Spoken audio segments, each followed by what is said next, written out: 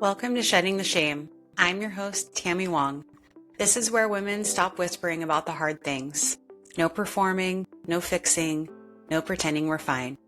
Just honest conversations about what we've carried, what it cost us, and how we rebuilt. You don't need a perfect story. You just need the courage to tell the truth. You are not broken. You are not dramatic. And you are not alone. Let's shed the shame. Hi, everyone, and welcome back to Shedding the Shame. I'm here today with Penny Greening. On her very first day of school, walking past a long line of classmates, little Penny tripped and face planted on the cold tile floor. That moment set the tone for much of her early life. Penny describes her younger self as a clumsy, quiet kid who often felt like an outsider. And when early fat and body shaming entered the picture, she quickly learned what it felt like to work overtime just to fit in. As a young person, Penny turned to fiction, art, and writing to process big feelings after a traumatic family breakup. Creativity helped, but shame remained a quiet threat. At 13, she discovered food restriction as a way to cope, unknowingly setting the stage for a much deeper struggle. Today, Big Penny is a mom to a strong young woman she raised with her number one fan, her high school sweetheart. I love that. She's also a child mental health advocate and the founder of Reframe Voices, a nonprofit educating parents of school-age kids to understand eating disorders before puberty begins. Beyond work, Penny has always been deeply committed to community impact, volunteering thousands of hours to social causes. Professionally, she achieved her childhood dream to become an animator by the time she was 22. But disenchanted with big egos of film and television, she pivoted to solopreneurship as a self-taught web developer. She later moved into marketing and branding strategy, spending more than a decade in advertising and PR agencies on the business side of creativity, before heading up marketing for innovative fitness franchise corporation. Penny's most defining chapter came when she discovered weight training as a path to mental resilience at 40. After surviving breast cancer at 43, she had what you call a YOLO moment and stepped onto the natural bodybuilding stage, bearing it all. Very, very brave, by the way. A major high at first, but in her effort to sustain the picture of perfect health, it became an eye-opener around the pressure women face to fit impossible standards. Parenting forced her to confront difficult questions about belonging and self, and ultimately helped her begin shedding the shame she'd carried for so long. Thank you for joining us, Penny. So we know each other a little bit. We're in the same PR accountability club here in Vancouver. And I've been so inspired by your work with Reframe Voices as a daughter of two young girls, one who is 9 and, in that kind of stage you're talking about. So, we've talked privately about how early these things can start. And so it's something I definitely pay attention to and have talked to you about and sent you voice messages about a couple times. So I'm excited for this conversation. Me too. Thanks for having me. Yeah, of course. So we'll get into it. So you described body and fat shame as something that's been running in the background for most of your life. So can you take us back to where that first started for you? I didn't have awareness at first. I didn't have awareness of body shame or fat shame when I was, 5, 6, 7, probably years old, maybe by the time I was 8. But I actually brought some pictures to share with you. Oh, I love it. Are you ready? Little baby pictures, yes, Yeah. or kid pictures, I guess. Yeah. So I have to disassociate myself from little Penny because I had to learn how to love her. So this is little Penny in the 3rd grade. Okay. So little Penny had, little Penny had no awareness of body shame or fat shame. But moving from the 3rd grade, which was that picture, to from one bad hairdo to a really bad haircut. This is little Penny in the 4th grade. Love it. My sister had a haircut like that, kind of mullet-ish. Right? Yeah, Good my daughter times. loves this one. Yeah. That's when it started to begin, and I would say that it was almost like a 180 kind of level of awareness where I went from just being very unaware to being so incredibly ashamed of so many different things around appearance and around what was starting to happen. I would say probably at the beginning of puberty for little Penny. Yeah.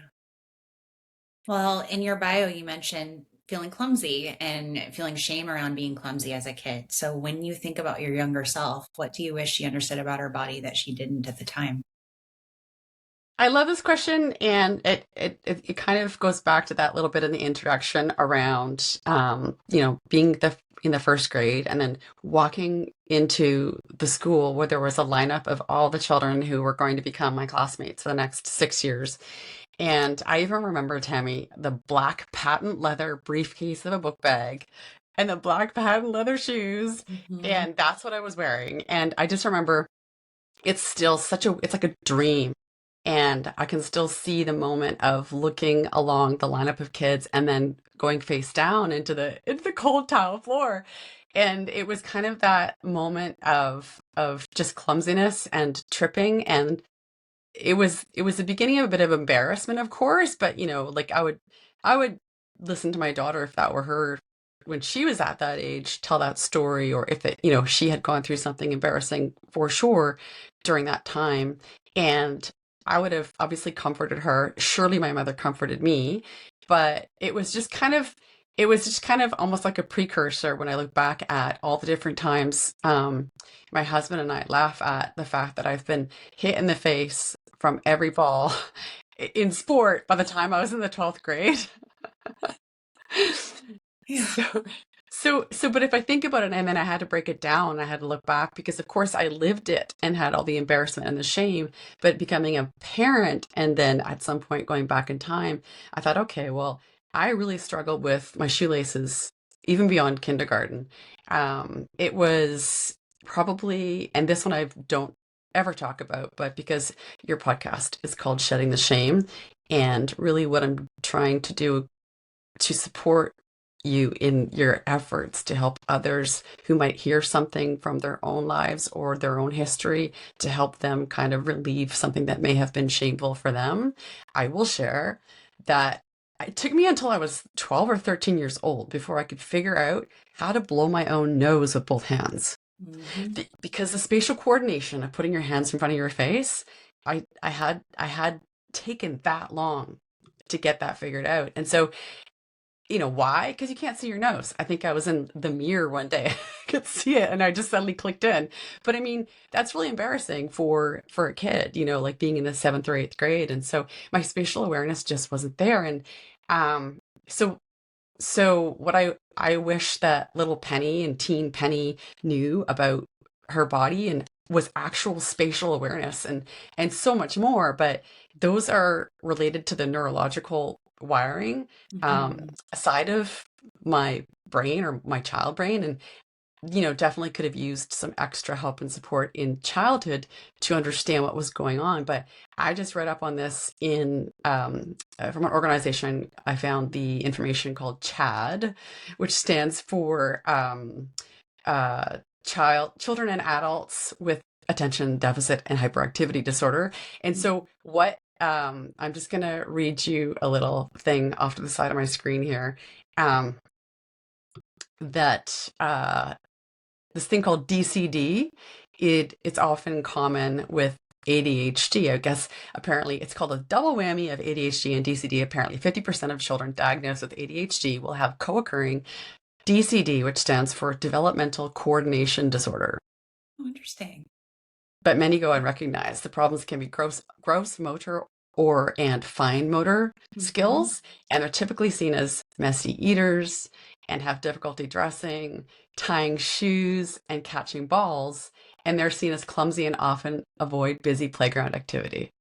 Oh, wow.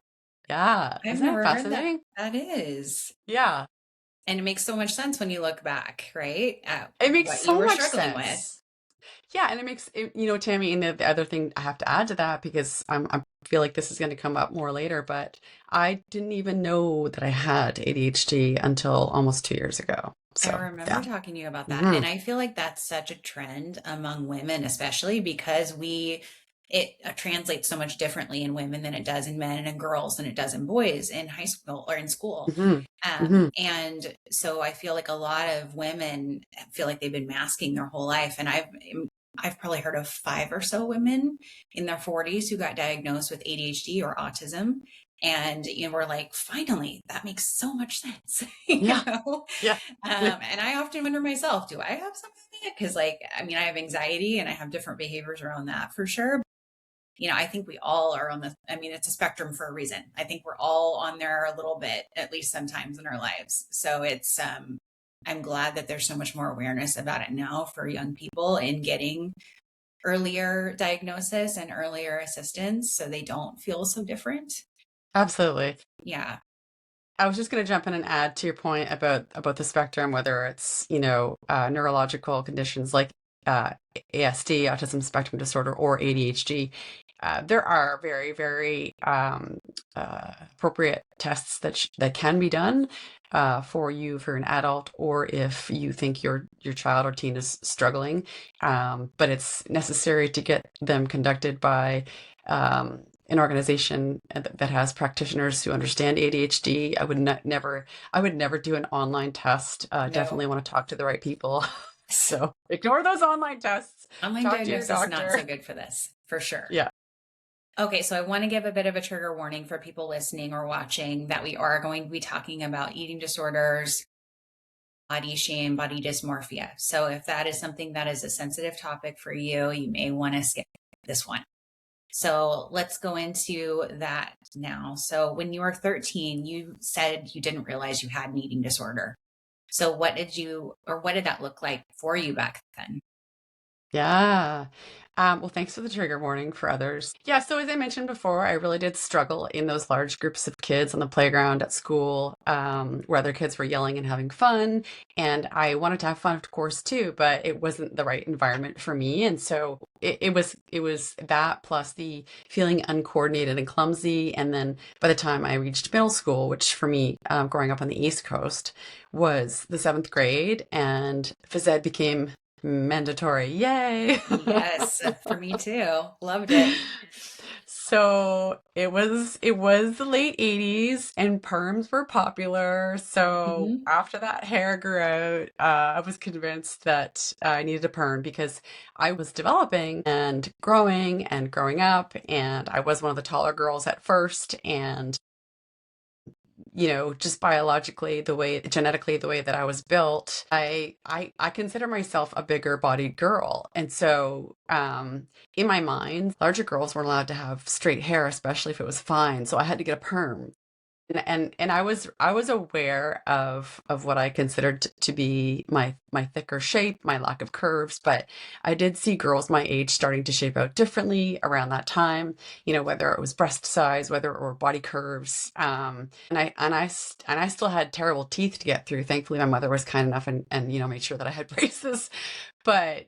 Since the fourth grade, I was beginning to feel what I would refer to as the abandonment by my father after he left our family. That was a really difficult time for this little version of little Penny that I mentioned earlier. And so that was the fourth grade. And now I'm talking about 4 years later, the eighth grade. And I do want to add that there was a time that when I go back in my history to think about the first time I'd ever experienced true depression, I remember very specifically, it was a sunny day, beautiful spring sunny day. I was in the sixth grade, so in between that window I just mentioned. And I remember feeling this sensation of like horse blinders around my eyes, and all I could see was just a few steps in front of me where I was walking.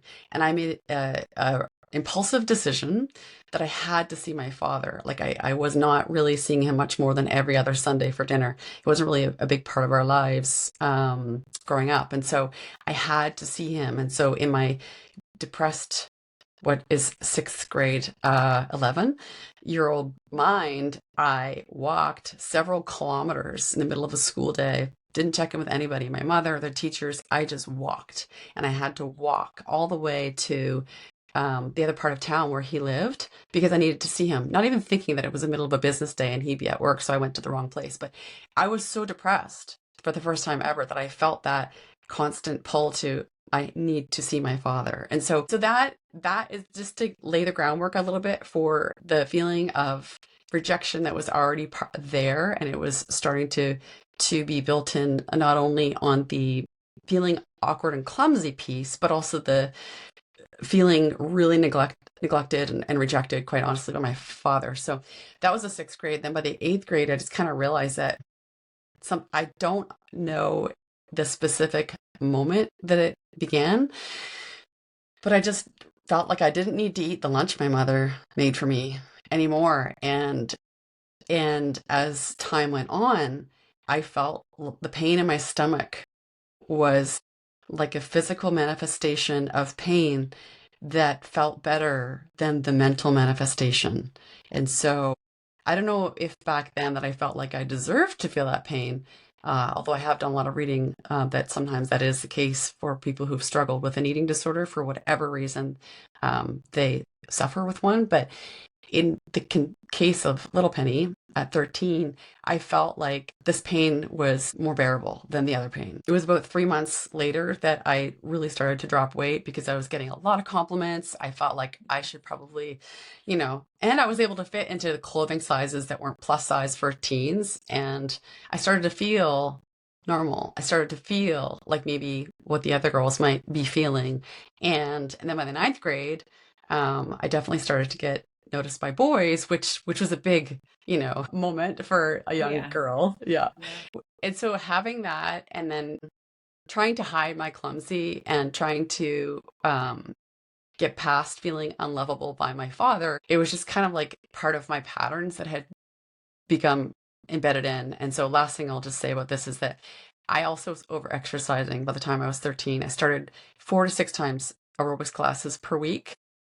And it was a lot, but of course, at that age, adults just think that you're being healthy and they applaud it and they hope that you have, more of that. Well, yeah, I mean, I can imagine when you're going through a time when you feel like you have no control with your family situation, that, you turn to something you feel like you can control, then you're getting positive reinforcement from different people for it. And so that feels good. And so, of course, that's when you're a teenager, like you want more of that feeling. So that Yeah. makes a lot of sense, especially around the boys in the high Yep. school and all the things. I Yep. mean, I definitely can resonate with, like, I was 20 pounds heavier ish than I am now through, you know, most of middle school, high school, my early to mid 20s, had acne, had thinning hair, also had braces. It was a good time. It was a good time. And I was not seen as attractive in high school. And I, coped by being funny and really nice and all the things. But yeah, the horrible, horrible confidence and really low self esteem. And I definitely had eating patterns that weren't like, it's funny because you could probably define it as an eating disorder now, but I didn't restrict my eating, but I did like do Slim Fast and Special K and lean cuisines and Dexatrim. Remember Dexatrim? And I had no business taking that as a teenager, as a high schooler, or in college. But that was such a common thing back then. It was so accepted in that 90s, late 90s, early 2000s for me is when it was. And yeah, definitely different than I want my girls to grow up. So Yeah. how Yeah. did, so in that time, how did body shame show up in your day to day life, even when others maybe didn't see it? So, when you were getting these compliments, were you still having those senses, that sense of shame, even despite the positive feedback? Yeah, I mean, it kind of ebbed and flowed. I think there were definitely times where I felt the positive feedback and thought, okay, more of this. How do I do that? Oh, I know how to do that. It actually hurts, but if that's what they want, that's what they should get. Mhm. So it was kind of like that off and on, and definitely little Penny, teen Penny, developed those behaviors and routines and just to try to get through really terrible feelings of rejection. And so, even though I lost weight, I still had the braces and the bad hair and a forehead acne. Oh my God. And whenever there was a chance, because I did start to find my people, usually it was an individual girlfriend in middle school or a few individual girlfriends and small groups. And then by high school, small groups with now we start to have more boys involved by the ninth grade and into those smaller groups and social events. And my natural clumsiness would come out, of course, because I was myself around my closer friends and still like you're the brunt of the joke when you're the clumsy one, or you have this thought pattern all to yourself and everybody's laughing at the punchline of the joke that was just said socially, but somehow in your head you'd already gone off and had like five other jokes, and so you're laughing at something completely different. And so that was always fun, and I kept my people because they understood that I was me, but the clumsies would inevitably always come out. And so the body shame piece was a merging of many factors, and just feeling extremely uncomfortable in my own physical skin because I knew that I was prone to, like, I would bump into walls when I was a little girl in my house and then be like, oh, I'm sorry, like, oh gosh, like, oof, like, I don't know, it's just something that would happen, and of course that stays with you. And of course, another thing about ADHD, which I only found out, as I said, after diagnosis, was this thing called rejection sensitivity. Some people call it RSD, or rejection sensitive dysphoria, which is not recognized by the DSM-5, which is Diagnostics and Statistics Manual. But the thing about rejection sensitivity is it is so very real. And it feels like over time, you just start to accumulate all these little rejections for being different or being yourself. And then something happens, you feel a massive rejection from something that somebody else may feel is tiny. And what it feels like is, for me, like, it actually feels like a knife is like stabbing you in the heart. It's a terrible kind of feeling. And so I think that that rejection sensitivity has been something that I've often struggled with. And so that and all the other pieces that I mentioned, they all kind of like create this perfect storm of you're clumsy, you're a loser, you're stupid, why does anybody like you? I loved hearing other people's problems because I loved listening. I loved trying to help. And so I was a good little helper. Yeah. My grades were actually really good. They were the best until, like, definitely the seventh grade. Don't laugh at me. I have one more artifact.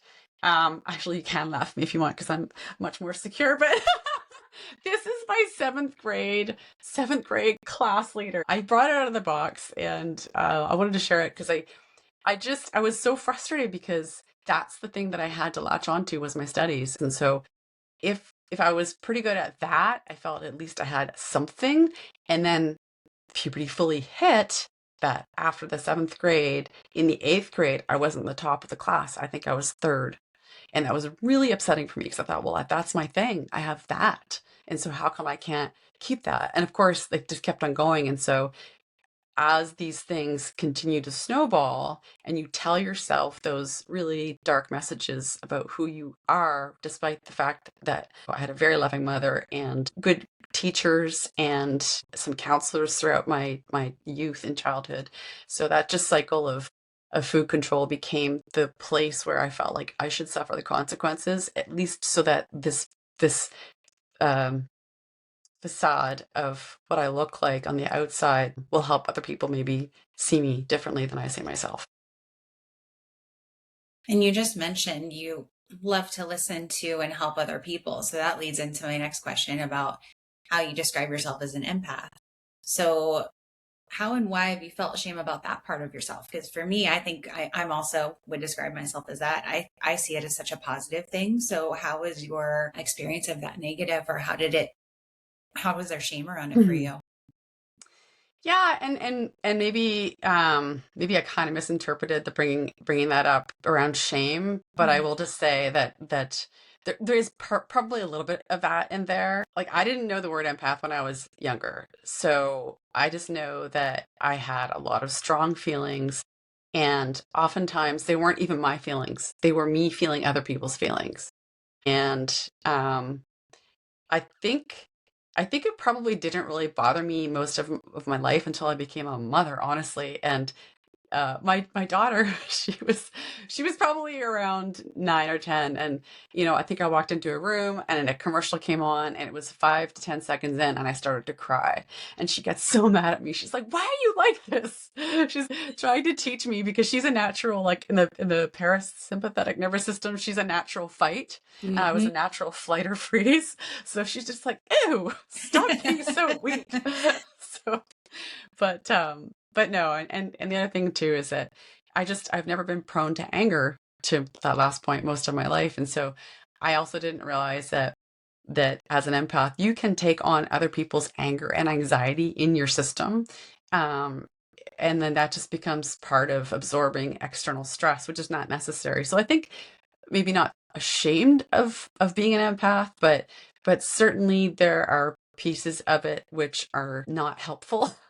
So to recognize it and to be able to recognize it and then to try to not let it go, because I don't know how you can let it go, but fully, because it's part of your wiring, but to try to maybe manage it a bit more if you can or if you want to. I think not everybody would agree that that's something that they want to do, but at this stage of the game for myself, I just feel like it's probably a bit wiser and safer for me to try to just put a little bit of a Like a boundary. yeah, a little boundary. Yeah, no, I mean, that's definitely for me, as I've learned, because I do take on other people's emotions or get very invested in things, that don't necessarily directly affect me because I want the best for people. And it definitely can cause more stress and anxiety and sadness and things. So taking care of yourself, making sure that you do have boundaries and you know when to remove yourself from situations or step back is something that you learn for sure. So let's talk a little bit about your bodybuilding that you got into in your 40s. So when you were immersed in that and you felt like you finally achieved a certain quote unquote ideal, what was that experience like from the outside versus what was happening internally for you? Yeah, so I'll admit that I didn't come across that intentionally. It was totally by accident. I had gone through, you mentioned earlier, breast cancer recovery, and then I wanted to get into a different kind of strength training than what I was already doing. So it was kind of a YOLO. It really was a YOLO because it was mentioned to me that, oh, I could try out this thing called bodybuilding. And I thought, what? Okay. So I went and checked it out on stage. I saw the sparkly bikinis and the hooker heels. And I thought, oh, okay, why not? Like, actually, I've just been through cancer of all things. Come on. Like, Mm-hmm. this is nothing. So, but it was something because as I've said through this whole interview, the process of coming to accept myself as a being has gone through so many levels over the years. And at that time, I had just come through something major and life threatening. And I thought, oh, you know what? Maybe all the other stuff wasn't as big of a deal as I thought. And maybe I can just prove to myself that I could stand on a stage with a crazy spray tan in my skivvies and just be proud and just be me. And, so I tried it. And it was a lot of fun. And I'll admit, like the whole backstage experience, and of course, there was the actual experience of getting my body into that condition, which is one thing, but the actual day of the performance on the stage and knowing all my poses and just being so proud of just I guess I was probably not overly proud. I was more just excited to do something different. And then once I got on the stage, I realized, oh, backstage and on the stage, it reminds me of High School Musicals. And so it made me feel comfortable because the arts, and that Mm-hmm. was an area of creativity that I connected with.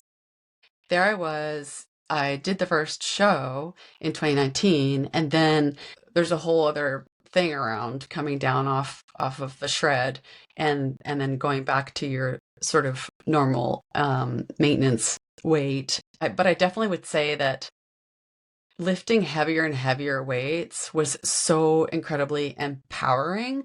So the process of building muscle and understanding food and the macros and all of that as it went into creating that, because it's a natural bodybuilding category, it gave me so much mastery over my physical self and some of my mental self, and it certainly gave me the mastery. At least when I'm in the gym, it still does give me a sense of om, like in yoga. It Mm-hmm. gives me a sense of real power over my clumsies because you grip on a weight on a bar and you have control, and I know all the moves in the gym to keep my posture in the right position so that I don't injure myself. That's Mm-hmm. one thing. But when it came to actual, like the bodybuilding and the whole thing around what I call kitchen conditioning, which is really training yourself to be able to eat a certain way It's very OCD.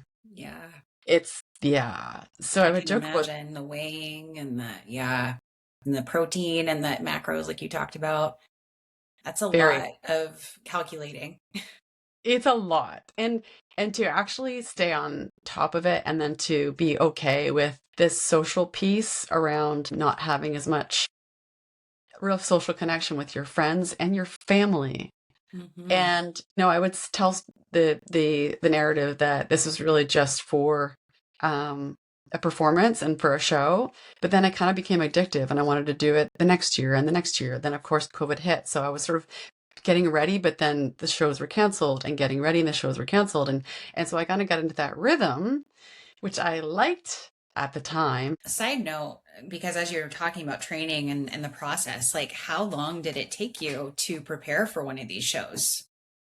It was a 4 month period of eating over my calorie, my what for my body type. Hmm. She did an incredible job through her nutrition training, how to create a program that worked for my body type and for my lifestyle because I was working full time and raising, a tween myself. And she was making sure that I had the right concoction, let's call it, so that I could sustain from what was called a pick list. And my pick list was, you know, all the macros, so protein, carbohydrates, and natural fats. And I don't really want to like highlight this because what I'm sounding like I'm talking Yeah, about from somebody who knows enough about eating disorders to be dangerous. This isn't something that we should promote as a this is a thing that you should be doing kind of totally. conversation. It's Yeah. more of a answering the question of how did I do it? Yes, for And sure. and yeah, and so that whole kitchen conditioning thing took about 4 months of bulking, 4 months of shredding, and the whole 8 months there was no alcohol. So I stopped drinking. So there was that. And honestly, the whole process of all the other things involved was mostly around the kitchen. So whenever I would finish a show and I would reverse diet out of the peak week body, which was the one you would see in the pictures, and get to the sort of maintenance back to where I really exist, which is the body that you know me as, Tammy. It's like there's a piece of your brain that says, but why? Why can't I still have that look? And the Hmm. answer should come back from your coach, and it certainly did from mine, is that it's not sustainable. It's not. It's just a performance condition. Yeah, it sounds exhausting. And 8 months of Yeah. that, I mean, Yeah. that's such a long time and easy to see why it would lead many people or could lead many people to obsession because you have to be to a point. But I mean, you have a beautiful, strong body, as I've always known you.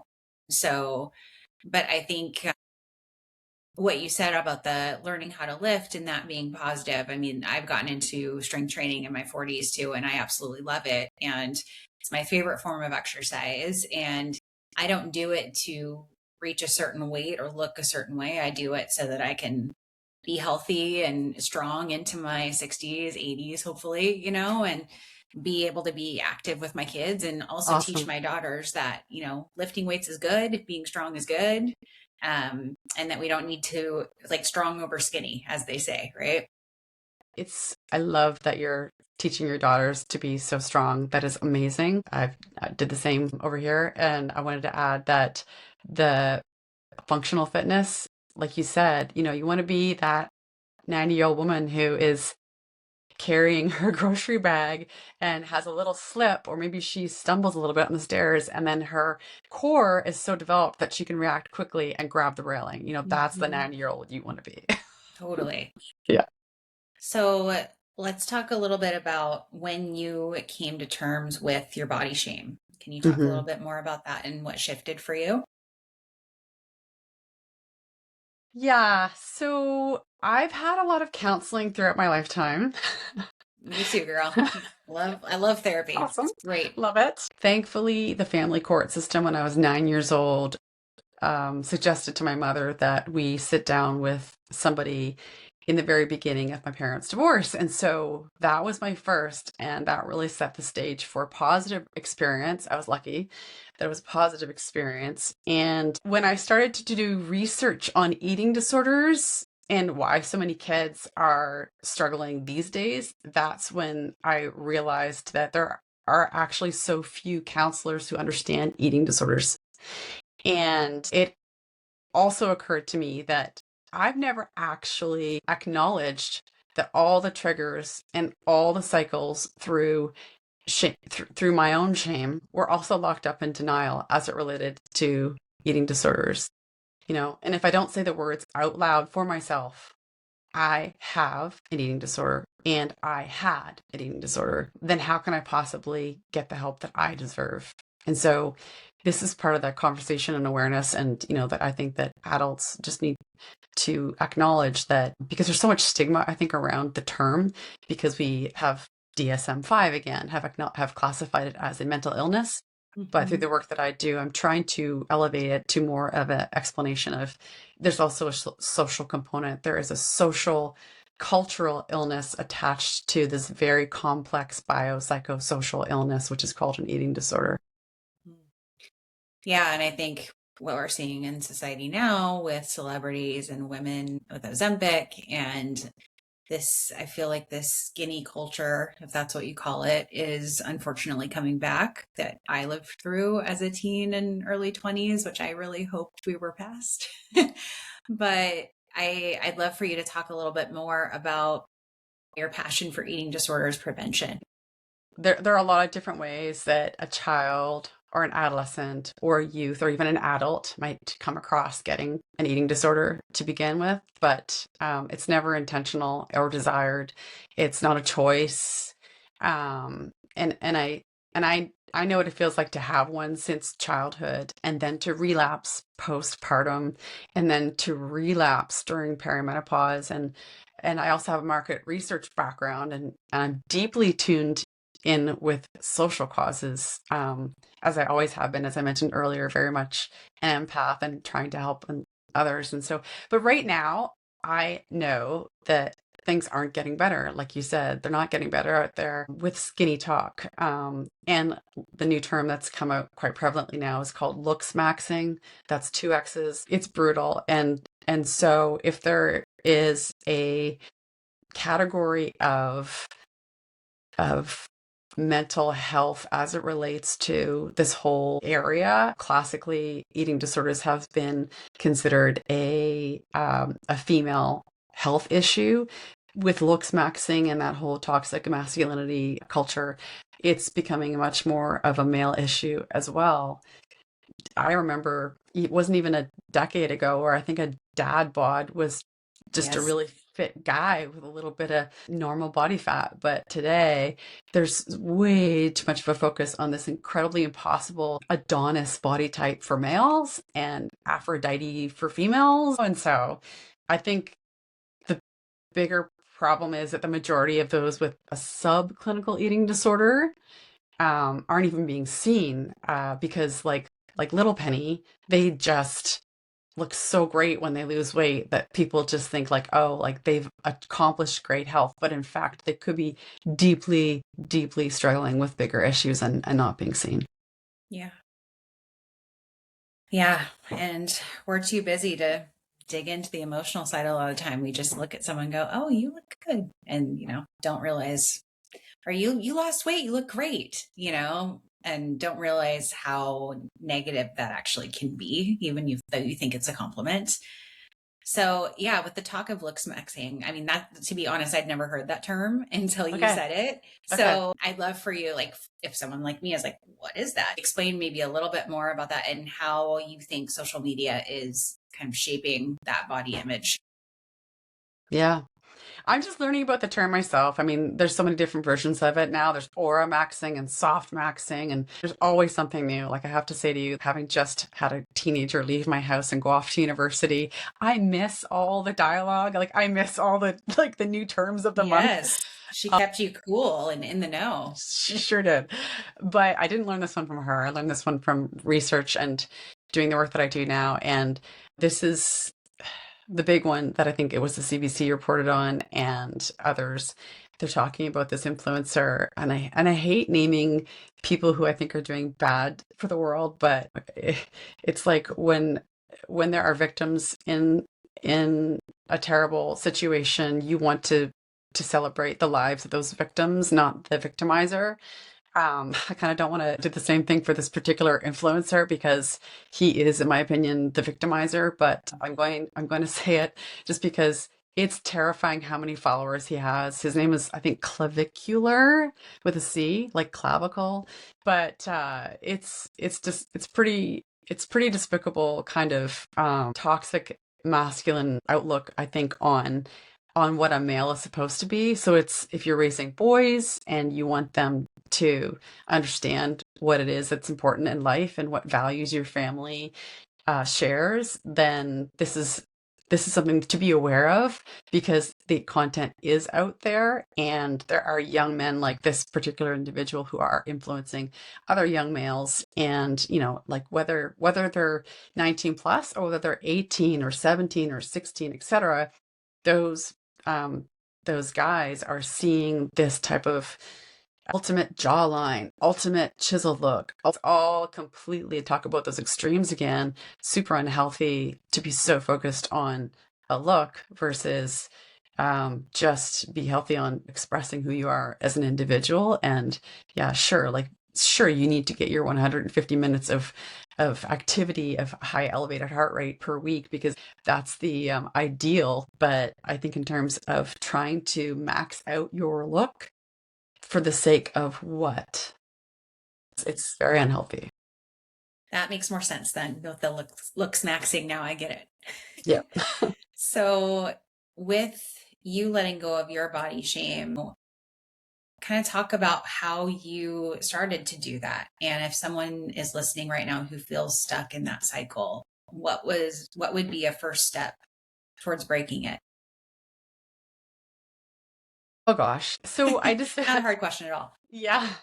And I didn't give a lot of thought to all the questions in That's advance, but I okay. wanted to say that this one is, I think, a very difficult one to answer because, of course, whatever I have to say is more relevant to how I experienced it and how I recovered and how I am still recovering.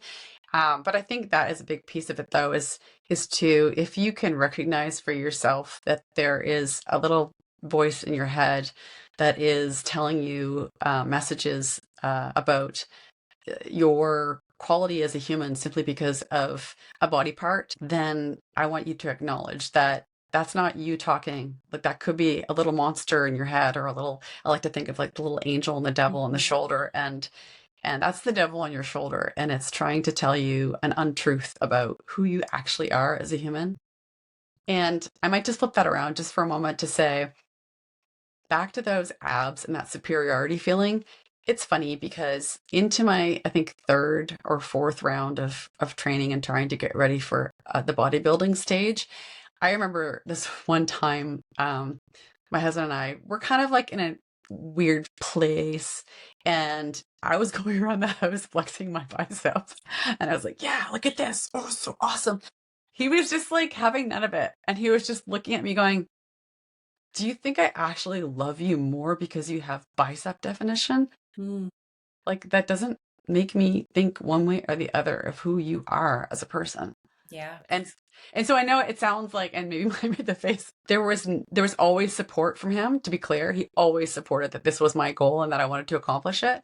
But there comes a point at which it becomes so obsessive and potentially obnoxious to your partner or Hmm. others in your life who know you and know that that's not all that you are, Yeah. that I think it's important. And so I brought that up because your question being about body shame um and letting go of it, I think on all ends of the spectrum, whether you're in a small body, a large body, whatever body you exist in, that's just a physical form because all of you is up here. It really is. And that's the piece that's really come about for me, is just understanding that I am and I will become so much more than I appear to be.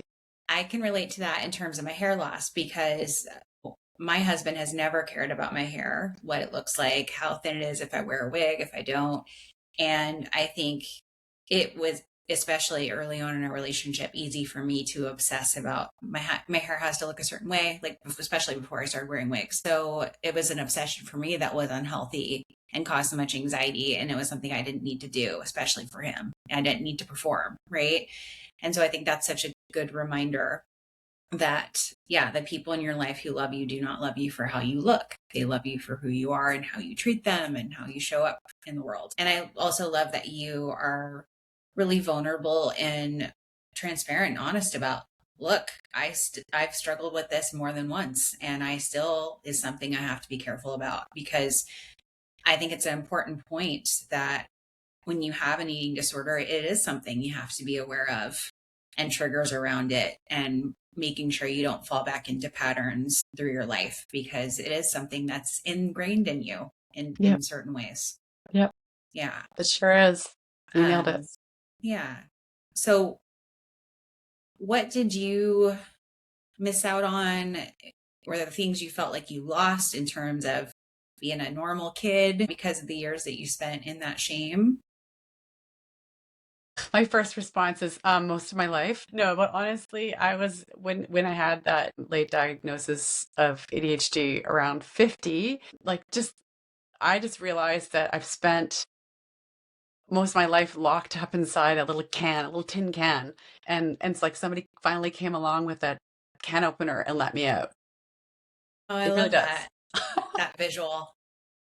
That's such a good visual. Yeah. And I mean, Yeah.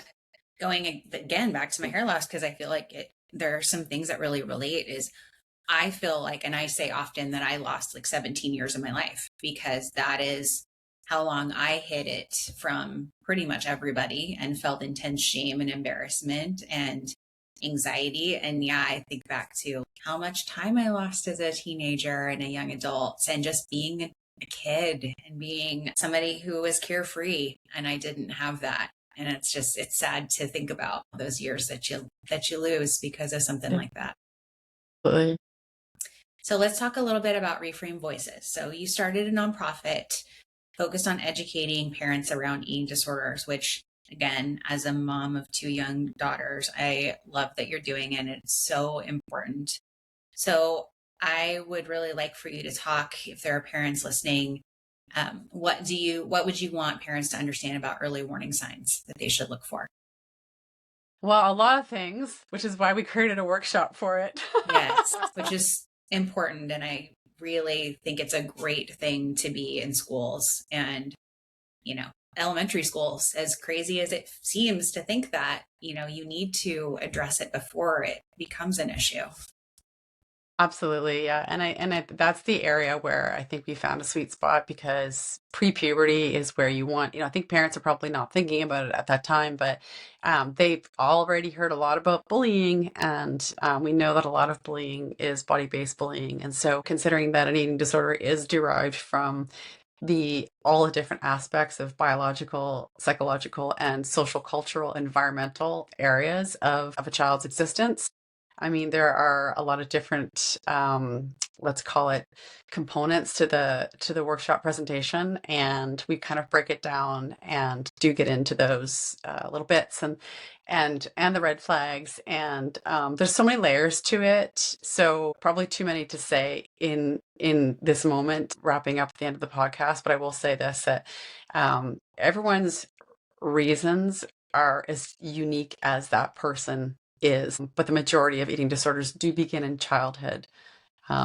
So unfortunately, because especially vulnerable children are children at risk, even looking back to little Penny, they don't know what they don't know because they don't have an adult brain. And this is why we need all parents to listen up, because it could be their child. It might not be. It might be their friend's child or their neighbor's child, but to be able to have the awareness and to know what to look for so that they can speak up for others, that's why we created Beyond Body Talk.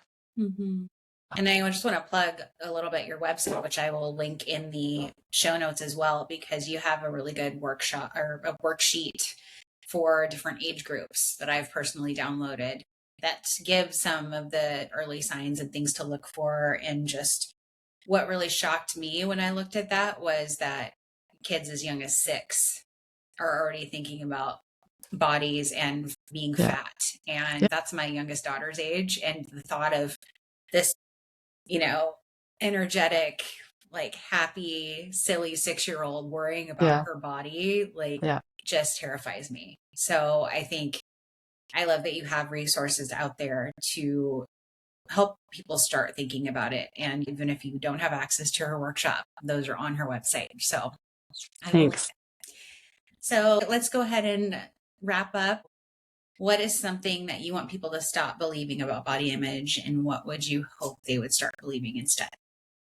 Just remember that we do talk a lot about, there's a term about mind body medicine, and there's this whole, I think, fascinating to me world of thought that there's somehow a mental health that is separate from a physical health, but it's all part of the same package, right? And your brain is inside your body. It's a physical entity. It has so many amazing aspects to it, which have not been thoroughly studied by neuroscience. And they're still just getting into some of this stuff. But if that's all true, then what we really need to do is, stop putting so much emphasis on the physical, and really recognize that we are a very complex, every single one of us are very complex beings and deserving of love, deserving of self-compassion, of giving compassion to others, the different aspects of living in a community and supporting one another. Like, these are values that I think help move us all towards doing good and being good in a way that we're just not, unfortunately, reading a lot of in the news anymore. So I'm always happy when I hear a good news story that talks about people being good people, because I'm really just concerned about the next generation learning too much about a focus on the physical side of themselves and not recognizing or learning enough about how important it is that we connect with one another as people and just care about one another, because those are the things that will help somebody who potentially has some sort of shame that they're dealing with, like what you're doing, to try to help them elevate themselves out of that mood or that sense of bad shoulder, good shoulder. Listen to, if they hear that little message that says I'm good enough, or how can I contribute? Maybe that will give me some good vibes or some good feelings because I'm going to do something to help somebody else. Whatever it is, really, at the end of the day, your body is a vessel and it's meant to help you move and grow and do these wonderful things. Absolutely. Thank you for that. That's a great message to end on. And thank you for being here and just willing to share your story and the difficult things you have been through and how you've worked through it and how you're using your experience now for good and to help other people hopefully not have a same experience that you did. It's so important. And I look forward to seeing how Reframe grows. If anybody today is listening who has somebody in mind that maybe they worry is going through this or they're going through it themselves, I am going to link some resources in the show notes in terms of different websites to go to for help, for resources, and so that you can get the help that you deserve and that you need. So thank you again for everybody for being here. Thanks, Tammy, for doing what you're doing and for helping other people learn how to shed their shame. Thank you so much. You're welcome. All right. Until next time. Bye, Okay, everybody. take care. Bye. Thank you for being here and for listening to another powerful conversation on shedding the shame. If something in today's episode resonated with you, I want you to sit with that. Let it land. Let it remind you that whatever you're carrying, you don't have to carry it quietly. Shame survives in silence. Healing begins when we speak. If this episode moved you, share it with a woman who needs to hear it. Start the conversation. Send the text. Have the brave talk. And if you're ready to stop whispering about your own story, keep coming back. These conversations are just getting started. Until next time, keep telling the truth, keep taking up space, and keep shedding the shame.